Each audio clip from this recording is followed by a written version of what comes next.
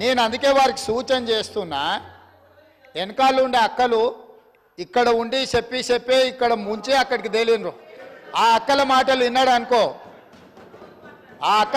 విన్నాడు అనుకో Jubilee bus స్టాండ్లో కూర్చోవాల్సి వస్తుంది అధ్యక్ష.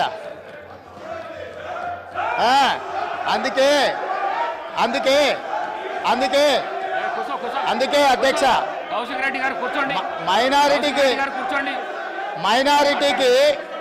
మైనారిటీకి మంత్రి ఇవ్వలేదన్నాడు.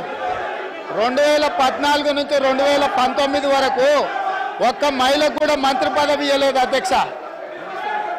5 సంవత్సరాలు ఒక్క మహిళకు కూడా మంత్రి పదవి ఇవ్వకుండా ఈ ప్రభుత్వాన్ని, ఆనాడు ప్రభుత్వాన్ని నడిపి ఈ రోజు వచ్చి మైనారిటీలకు ఇవ్వలేదని ముసలి కన్నీరు గారుస్తారు అధ్యక్ష.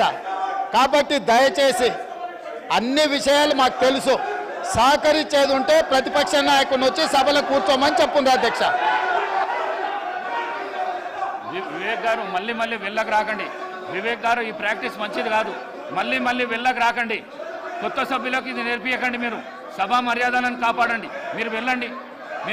మీరు పల్ల రాజేశ్వర్ గారు మీరు వెళ్ళండి ప్లీజ్. మీరు వెళ్ళండి. సభా మర్యాదలను కాపాడండి. మీరు వెళ్ళండి. కూర్చోండి ప్లీజ్. కూర్చోండి.